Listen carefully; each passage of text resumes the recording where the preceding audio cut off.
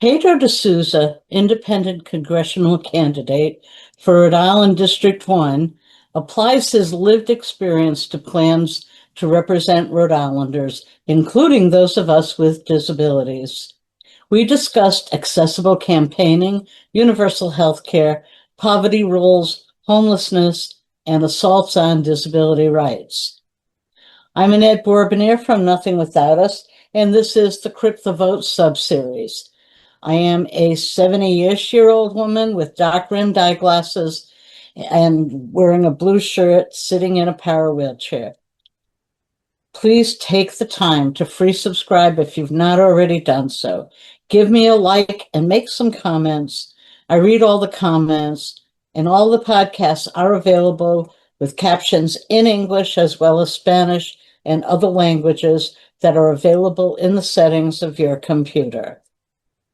Okay, so I'm really honored today to have as my guest Pedro DeSousa, who is the independent candidate for Rhode Island Congressional District 1. Welcome, Pedro. How are you? Thank you so much, Annette. I'm quite well. It's nice. The air in Newport's good. The cross breeze over here is nice, and you've been very welcoming. So this is good so far. So far, so good. Okay, now let's get into some questions here. Let's go. So let's talk about, you know that we do this because 26% of the people in your district, in the country, have a disability of one kind or another. And, yet nobody talks about disability during campaigns. And so this 26% says, but wait a minute, how are you going to serve us? So now we're opening up the conversation, and it is a conversation. We don't expect you to know all the answers, but you might learn something, and we might learn something about how you would approach some of the things we're talking about. So that's how we will, do this. So let's talk about campaigning. Accessible campaigning. Have you considered, or will you consider? I do have a pledge for accessible campaigning on the podcast website that you could download as a sign if you're interested. But it's about, I'm going to campaign in accessible locations rather than inaccessible ones, because that tells us then you care about us. It will say that you care about the whole issue of accessibility. The ADA, by the way, is going to be 36 years old in just a couple of weeks. And so it's actually a requirement under law to make public events accessible. So how do you think you'll be able to approach that? Yeah, well, so far, for my campaign, for all the videos that I've been posting up, past life I was a data analyst, so I put together a whole script and everything. I made sure to pull and make subtitles for at least people who have hearing difficulties. And I provided alternative text for many of the... people who are blind. Yeah, exactly, for people blind who have the... Right. Yeah. Mm-hmm. So I've done as much as I can, at least on those fronts, for the media that I put up on the internet. Right. When it comes to actually campaigning and having speeches, reaching out to people, right, and doing the thing, right, I don't know many sign language interpreters, but obviously doing things in accessible places is very important. Right. Yeah. Right. Right. And we consider it very important. Sure. And when you can, if you're able to live stream or record even your campaign speeches, that's a help if you're able to do that. So, oh yeah, for the people who aren't there, 100%, right, 100%. Yeah, right, yeah. So, because it tells us that 26% of your voters, oh, this guy cares about how we feel and how that we're included. And that's an important thing for us to know. Well, also not for nothing, my significant other has, similar to me, has Ehlers-Danlos syndrome, so connective tissue disorder. So I'm not going to climb 4 sets of stairs. There needs to be an elevator. There needs to be a way to get to a place, because certain things might be more difficult for her or for others, and so being considered is important. Okay, well, we appreciate that. Everybody's happy to hear that, and you are, if you're able, you can download that pledge from the website, and that is a good thing as well. So let's talk about some of the things that are plaguing people with disabilities these days. And some of it is our government is doing to us, and some of it, we need government solutions for. Right. One of the big things is healthcare. And that's a problem not just for people with disabilities, it's a problem for everybody. We have these large corporations taking over our healthcare system, or have taken over our healthcare system, unfortunately. And so one of the things that has happened over time is, okay, so we got Medicare, which was pretty good when it first started. It was not that complicated, but as other insurers got involved, and unfortunately members of Congress have gotten involved, and we have these giant corporations now that say, no, we can't have things, and that are really critical. And we spend weeks sometimes doing administrative pleading to get the health care we need. Hospitals are not very accessible in how they provide health care either, and so there's a big problem. We've done the whole incremental thing, and it doesn't work, because as soon as you get this far, somebody is saying, oh, well, here, we can make money doing that, and then Right. It gets blown out of the water. And that's why I even cringe when I hear, and I like Bernie Sanders, I really do, but I cringe when I hear Medicare for All, because Right. I'm thinking, how would I ever afford that kind of deductible? Sure. Because it's not going to change. And people say, well, single payer insurance. Many people with disabilities have been kept in poverty so long, paying for insurance is not an option either. But why can't we have free universal health care? What would be the problem with doing that?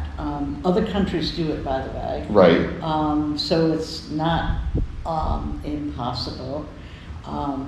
We could turn around and do maybe a one-time 50% wealth tax on billionaires. I mean, that would give us free universal. That would be a good start for free universal. But what about the billionaires and their wealth? Yeah, what about those poor guys? Those poor guys. Are you asking me to be sympathetic? I hope not. No, I think you've Yeah. touched up on a lot of really interesting points, obviously really good points. And like you had said, it all comes down to the corporations, the stockholders getting involved, the Epstein class, that's what I just like to call them, because those are the people that run it. Yeah. And so once they get their hands on something, it's like the slow drip, the dividends from every direction, Right. milk the Yeah. cow. And unfortunately, we've financialized everything, and we've removed the human aspect. We have. We haven't even touched up on housing, but let's stick with the healthcare. We Right. aren't people, we're bank accounts. We are customers. We're right, so we're The customers. doctors are not doctors. They're not providers. They are resources. Resources. Healthcare is not a service. It's not a service provided. It is a transaction. Right. And when that terminology says a whole lot. 100%.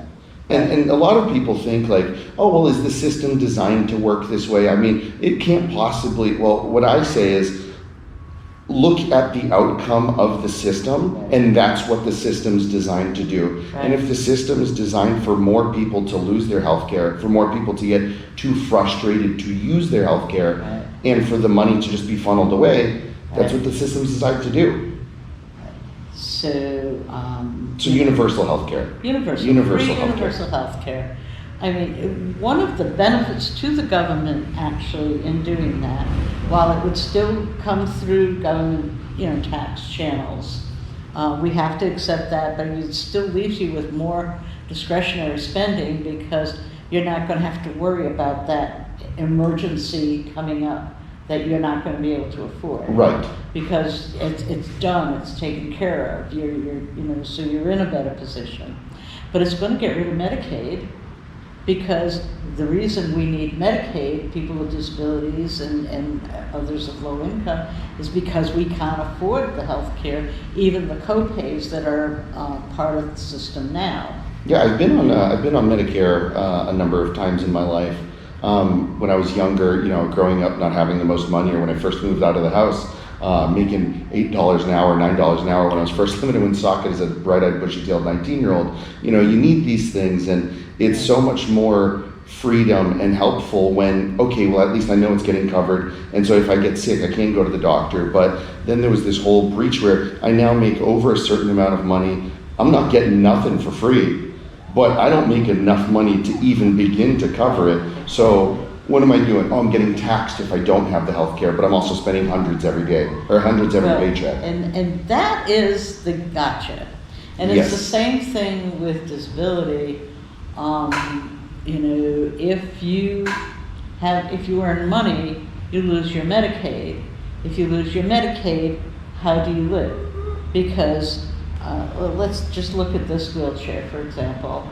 You know, about 12 years ago, this same wheelchair cost, the list price on it was $30,000, which is pretty hefty. That was, you know, to have to come out of pocket to pay 20% of that, a lot of people could not, including me.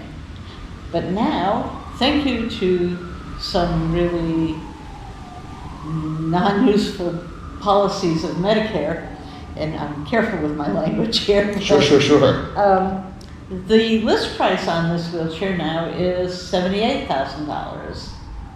So, think about the wheelchair company. Yeah, well, it's the vendors even more. Yeah. You have the vendors more than, and that's, you know, it is an economics problem there. And again, Right. I am an economist. So if Medicare is the only buyer and we have lots of suppliers, Medicare can control the price and keep prices down. But Medicare, in its infinite lack of wisdom, decided, well, we don't want all those suppliers. So let's have them bid against each other so that we only have maybe 2 vendors in each area. Now we have a duopoly in the vendors, and duopolies are very closely related to monopolies. That pushes prices up. So Medicare loses all the advantage of being the sole purchaser. You know, And also enshrined into law, Medicare isn't allowed to negotiate prices. So it's like, you know, is that an infinite lack of wisdom, or is that the system designed to be expensive and wasteful on purpose? Exactly. You're an economist, I was a data analyst. Yes, you've been there, you've seen this, and we've experienced it. Right. So we need a dramatic change. We need a bold change that says, you know, Medicare for all is not the answer. We need free universal health care, and that gets rid of Medicaid. It puts physicians in a better position because many doctors are leaving the practice of medicine because they're forced into seeing people for, you know, 8 minutes, 12 minutes, or whatever per visit, and instead of providing the care they feel that they've, you know, sworn an oath to provide. So they've got that whole moral dilemma as well. You know, and it's an unreasonable pressure on many of them. And they're owned. Now we have the whole thing that I think violates all the antitrust laws in the world, where large corporations own the hospitals, own the medical practices.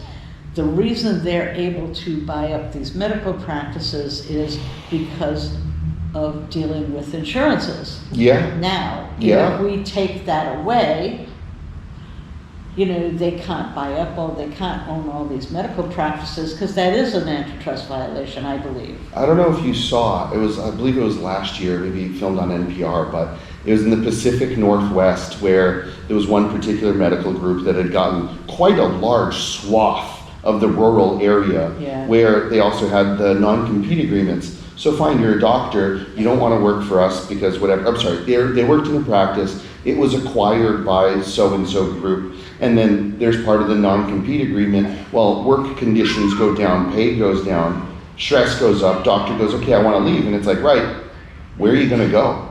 You can't compete with us in this huge area, so now you have to move out of the community, out of the, you know, let's say the more rural areas in the PNW, into where? So you have to uproot your whole family. And it's like there are so many senseless, from a human perspective, senseless policies. Exactly.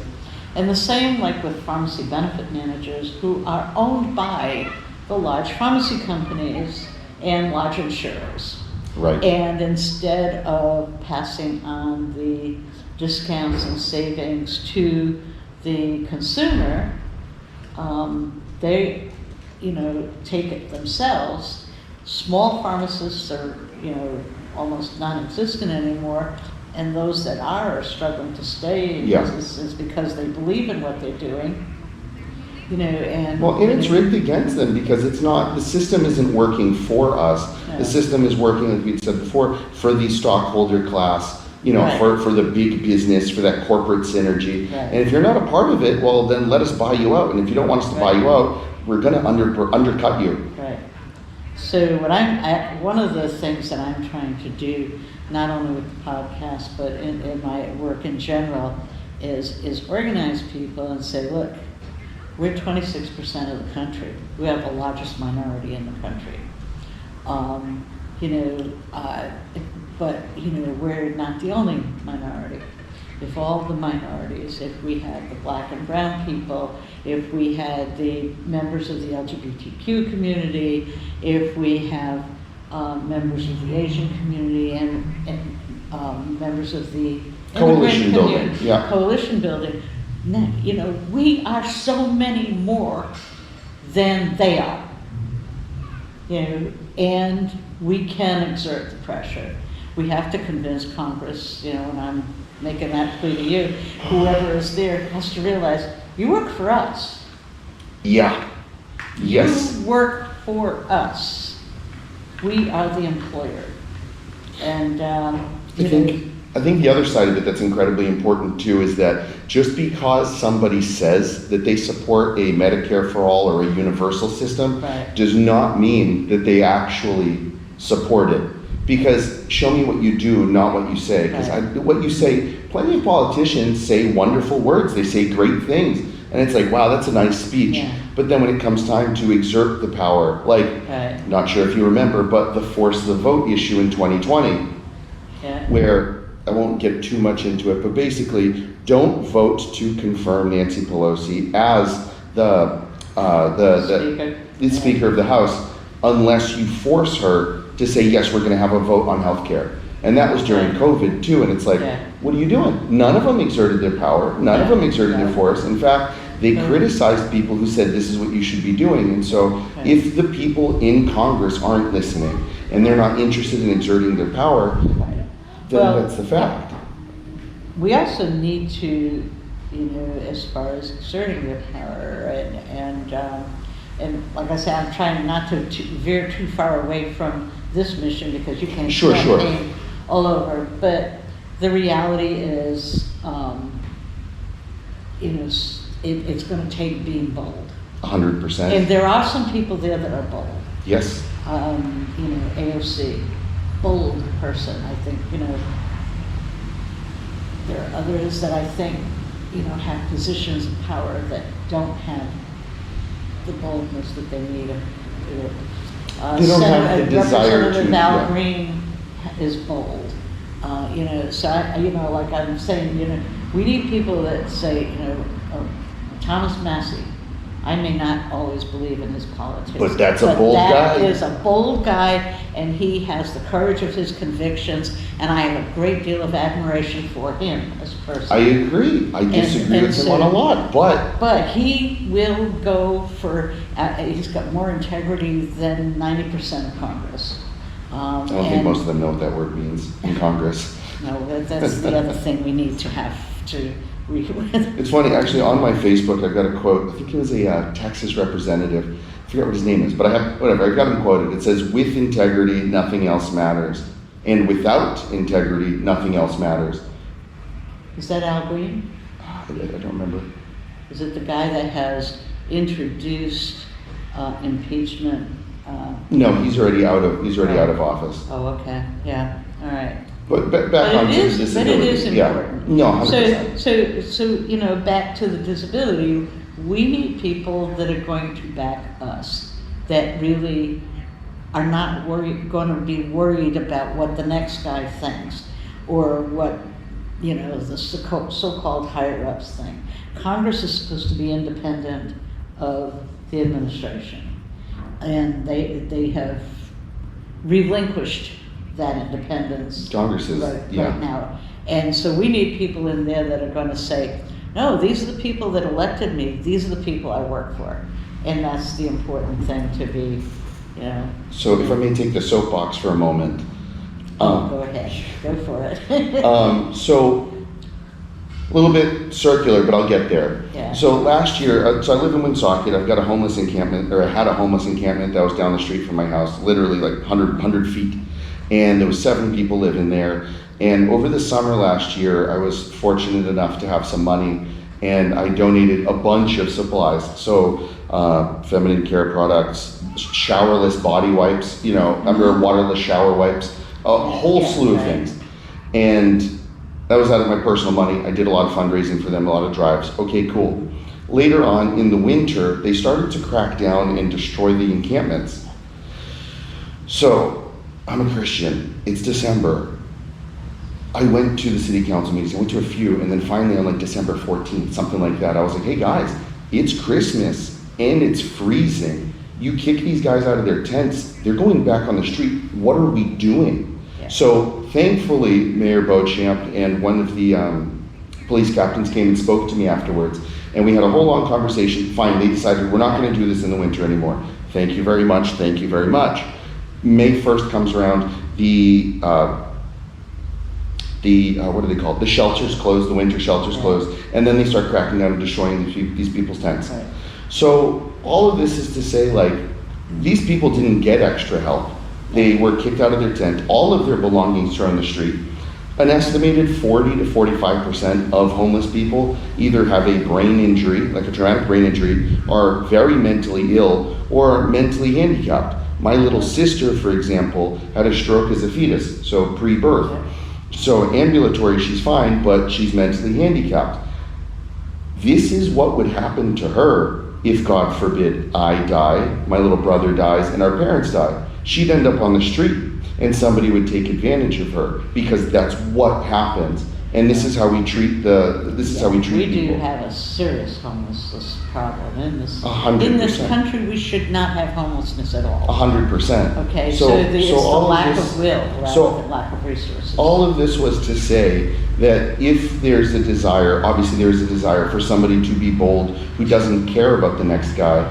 Right. I'm doing this for my little sister. Right. You know, I'm doing this to extend the humanity. I talked to those people that were in the encampments when they first put up the sign saying, you know, whatever. I went down there in my shoes, and they were like, oh, what? Who's this guy? And one of the guys was like, oh, that's Pedro. He lives over there. And then I started talking to them. I was like, have anybody given you anything? Yes, they were given some, but we're not fixing the problem. No. I mean, I've brought people peanut butter sandwiches. You do what you can. You know, because that's all I can do. Yeah. But you know, well, this is plenty too. But I have also worked with a group that's been trying to look for some real solutions, and there are solutions. Yes. Because most of the people with disability, most of the people who are homeless are people with disabilities. A lot of them are veterans who have put everything on the line for us, and I have a hard time understanding why we are not taking care of them better. Well, it just goes to show how much the government actually cares. You know, I get so frustrated when I criticize war and creating new veterans that people are like, oh, you're criticizing the veterans. I'm like, no. Several of my very good friends are veterans. Army, Marines, Navy, very good friends. What are we doing for their friends? You know, 22 a day is too many, and we see the ones that are homeless on the street. Right. The government does not care. Right. So we have to also, and this is really going off topic. Yeah. But it is okay. I don't, because that is most of the people who are homeless are people with disabilities. Yes. Then the poverty that we are kept in order to get the services we need as people with disabilities is one of the biggest problems that we have. You know, and people say, well, you know, you don't want people double dipping, and I'm there like, believe me, there are more people in Congress that are double and triple dipping than people with disabilities. You know what? That guy who doesn't have a leg, let him double dip. You know? You know, there's people who need the resources, and if we put up all these barriers, like the work requirement, all of these barriers, it's like, okay, so you're filtering out the people who need it. Right, exactly. Okay, there's going to be a percentage, there is always a percentage of people who end up double dipping or whatever. Right. But some of them are in Congress, like Rick Scott. Oh, 100%. You know. If they only make $190 a year, have some compassion for them. They need to be millionaires like their donors. Yeah, I have a lot to say about that, and I know who you're talking about. Not my favorite person. But the reality is that we need to change that. Yeah. People, you know, poverty requirements are among the stupidest requirements in existence. I mean, people with disabilities, many of us can work. We may not be the most reliable employees, so we need some flexibility. We may need the whole hybrid, you know, work from home, work in the office kind of thing. I mean, there are realities that we need to deal with, but we can, many of us can work and do. And those that cannot, it's because they cannot, It's not necessarily a choice. And they often contribute in other ways. But if people with disabilities, we're not forced into poverty. Right. We're not required to be poor in order to receive services. And we're allowed to earn a reasonable living. And what if we do make it big? We contribute to the economy. And, and this is another reason to have universal health care, so we're not bound by a Medicaid rule. We're contributing to the economy by paying taxes, by buying goods and services, because when we buy goods and services, other people are employed, and they're paying taxes, and they're buying goods and services. And it is a basic multiplier effect in basic economics. It makes no sense to keep us in poverty. I agree. Well, but it makes sense if you're looking at it from the perspective of how can we continue to just take money out of the system, because if you, but policymakers do not understand this. And, they are, policymakers, even on the more granular level, do not understand this. They're always so afraid that we're ripping people off. And this is the same thing that is part of every discrimination story.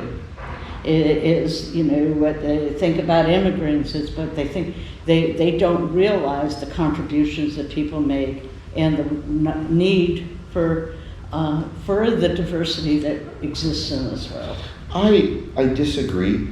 I used to think for a long time that politicians were either dumb or incompetent, or they don't know things, they don't think this way. I don't think so anymore, because they constantly make decisions that affect us negatively. If somebody was dumb or they just didn't know any better, they'd make a decision that made my life better every once in a while. But they constantly make decisions that quantifiably make things worse. So I have to assume that what you're doing, and that they know that I think discrimination is a deliberate process. Yes. That's exactly what I think it is. Well, maybe I just don't like these people, so I'm just going to say whatever, double dip, because what's your place in my society? Your place is to make money for my donors. Fine. Exactly. Yeah. And this is, no, I don't think they're stupid at all, but I do think they lack some qualities that we would like to see. And, and I'm being polite. I try every once in a while. So this poverty rule needs to go away. Yeah. We need to, there are some things that people are told again and again and again, and people tend to believe it. They're eating the cats and the dogs. That talk about something that people believe. Why? Because it got said so often, and it is the most ridiculous description of that community that you'll ever find. And the same, that's how people get sucked into cults. It's how people got sucked into our biggest cult right now. It is, you say the lie often enough. People start hearing it so many times, they start to believe it. Oh, and MK that's Ultra. what it was. MK Ultra learned a lot. Right. When you wanna do some experiments to figure out how do we sway public opinion and get people to think in this kind of an issue? Why do you think we have an absolute wedge and it's just left and right? And Canada's politics, although they have a bunch of different parties, whatever, they're also left and right just like the US. Brazil, for example, my father's Brazilian. Brazil, same thing, left and right. Why do these same exact left and right issues happen in countries that have nothing to do with each other?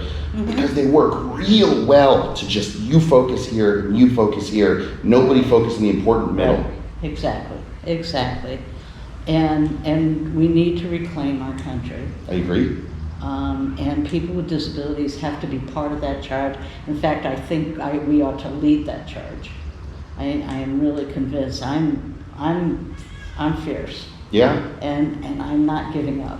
Well, I think it's a good segue. Also, openly autistic and have ADHD, like I said, Ehlers-Danlos. So I think having somebody who thinks a little bit neurodivergently, thinks a little bit different would be very, very useful. We've got a huge increase in the number of autistic children being born, something like 1 in 31 now. Where are the services for them? What does it actually look like? Well, I can draw from my own experience. I can tell you what things would have been useful over time. I can tell you how difficult it was early in life trying to figure out, I'm not being rude. Why do people think, because I don't know what I sound like? Or I don't know that certain words or whatever. It's like you need somebody, now that I'm a full-fledged adult and I've figured out how to interact and all the things, right? Maybe you just need to send somebody to Washington who doesn't care about making friends in Washington. It's like, these are my set of beliefs. This is what I want to get done. If people vote for me, clearly they want this to get done too, and they want this sort of representation. So let's do the thing. Let's fix it. And we were talking before about half measures or incrementalism. We can't do that anymore. It doesn't work. We weren't even doing it before. We were saying we were, but it's like, here's a step here, and then that gets kneecapped there. It's like, if A works, but they want B, so we settle for C, which is something significantly worse. I'm not going to fight for B or C. I want the universal health care. Fix the issue.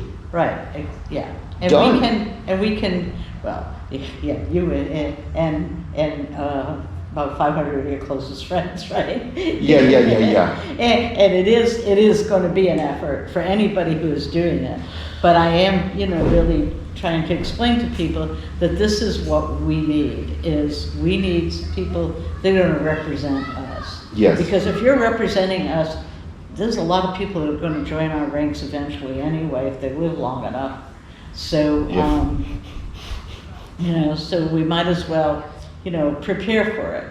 Right. Prepare the right kind of housing, prepare the health care, prepare the education. I mean, and let's talk briefly about disability rights because we're going to overextend here. But right now there are two major, well, there's more than two, but two big ones right now that are new, where they're trying to take away special education and take it out of the education department. It is not a health issue. Special education is not health. Having taught on the university level, I've seen many more students with disabilities. The reason is special education works, so they get to go to college. Oh, that's a pretty good thing. There are even people that, years ago would have been thought to not be educable at all. In fact, like that the was a term. nonverbal autistic. Right, or even people with Down syndrome. That there's one now that's been accepted to Harvard. I mean, so this is not. We have learned how to reach these students and bring out their potential. It is not that they have changed, it's that we have changed. Right. And we have provided for them. Special education works. Right. And it brings people into a productive level of society. Not everybody's it's not gonna work the same for everybody, but you open up more potential for everybody this way. For sure. And what are we working towards as a society, if not to give the opportunities for everybody to reach their full potential? Right. Exactly. I'm not talking equality of outcome. I'm saying to the best that you can. Equitable. Sure. Justice. Social How much do justice, you need? Disability justice. What is just and fair. And that's what we need, because the rest of the world isn't all rising to the top. Actually, I want to touch Everybody, up on we this. need people on every level of, life. I want to touch up on this. A lot of people say, well, I didn't get that kind of support. Yeah, that sucks, doesn't it? Yeah. That sucks. So why do you want nobody else to have it? So are you looking at an 8-year-old kid and be like, you get to suffer too, bud? It's character building. It's like, is it? Because you're looking at an 8-year-old child saying you don't need extra help. Right. So is it character building, or is it internalized trauma from realizing that you were brought up in a world that doesn't work with you and actively works against you? And it's like, how about we just get to the point, we get it, or we help people where they are. Get the kids where they need to go. Give people agency over their own lives. We don't even give water to the kids in Flint, Michigan. We still haven't even fixed that issue almost 20 years, 15, 20 years later. Like, what are we doing? What are we focusing on as a society? Yeah, right, exactly.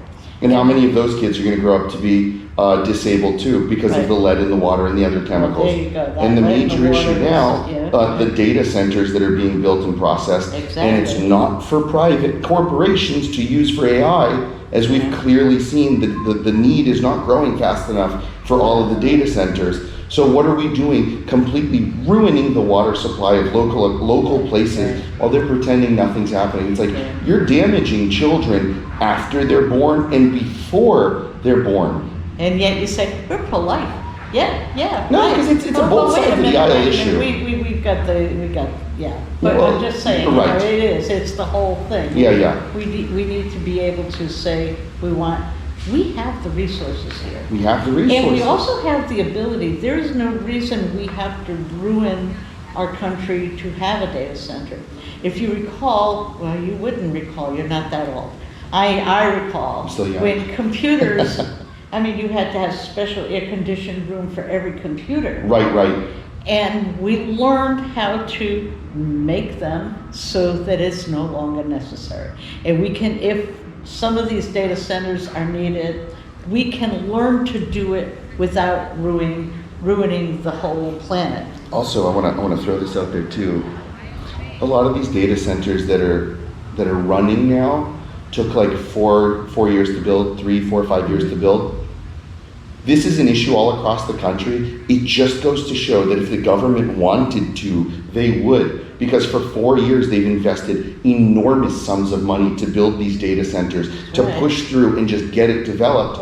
And it's not even for our benefit. How many billions, hundreds of billions of dollars have we wasted on them? And then also downstream consequences. It is wasted on them. Yeah. Because that is a terrifying concept that these data centers exist. Meanwhile, hey, 4,500 homeless people here in Rhode Island. And people having their food benefits cut off and their medical benefits cut off. Leave the 9-year-old home alone. Go get a job. Let the kids, let the street raise your 9-year-old kid. It is not that we lack the resources. We don't lack the resources. We lack the will. Yeah. And that's something we have to change. Anyway. Okay. So now that we've finished this, we've solved the problems of the world, and we're going to send you off to fix our problems. God willing. I'd like to get it done. There's a lot of things that need to change. We need some representation and somebody that actually cares about their fellow human being and isn't swayed by whatever fun stuff they do in Washington. Well, listen, Pedro, I really appreciate this conversation. I thank you for coming. I thank you for being willing to campaign excessively. And this is a real important thing that you've done. Yeah, and I will take that. I will take a look at that pledge, and I will take it if I absolutely can. Then I don't want to promise if it's something that's completely out of my reach, but I will do everything within my power to be as campaigning as accessibly as possible because it is important. Right. Yeah. 26% of your voters. 26. 26%. Right. That's a big chunk. Yeah. Yeah. And you have to convert a whole lot more people if you don't include us, 26%. So you've got to work a lot harder on the others. So, pay attention. 100%. Thanks so much for coming. This year is the year for the midterm elections. And for Rhode Island, that means it's also the year all of our state legislators and senators, major office holders like governor, lieutenant governor, treasurer, secretary of state, and attorney general are elected as well. If we want change, we need to inform all of them that they work for us. They are our employees. We need to tell them who we are and what we need to make life fair for us. We need elected officials who will listen to us, and we need to tell them what will work and how what will work for us will benefit the state also. Provide them with a job description. It makes sense, right? So let's make sure everyone who is running in the midterm and state elections knows something about disability, about the problems we face, about policies that need to be reinforced or changed. In the spirit of the late Alice Wong and her associates, Greg Barrington and Andrew Porang, let's keep hashtag CriptheVote alive. Use that hashtag on social media to make our voices heard. Now, I am running a CriptheVote sub-series on this podcast for everyone running in Rhode Island to come and talk about disability issues and policies. This includes those running for election or re-election for Congress, Senate, governor, and major office holders, the legislature, and local races. Now, during the 2024 election, when I was really new at this, I had a pretty decent response to requesting participation from office holders and candidates, and I hope for the same or better in 2026. So far, it's looking pretty good.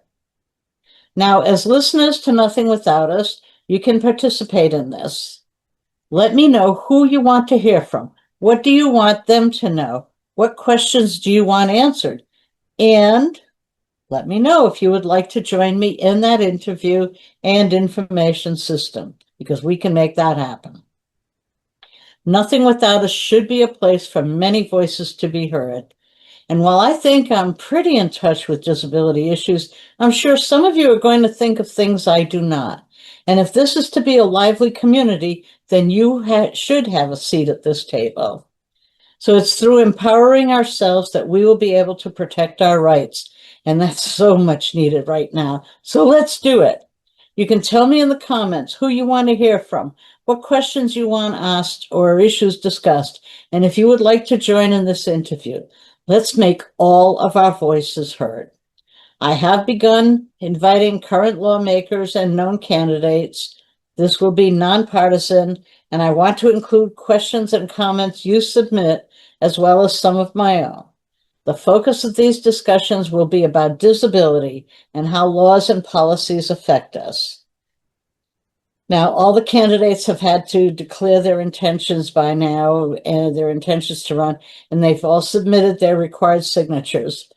And I have published a pledge to accessible campaigning that is posted on Patreon. Please download it. Give it to every candidate you encounter. Let them know that the disability population comprises 26% of their voters, and that they need to consider this when campaigning. Signing it will tell that 26% of voters that we matter. It will also indicate that they do not pick and choose which laws to uphold, a quality we kind of desire from our representatives in government.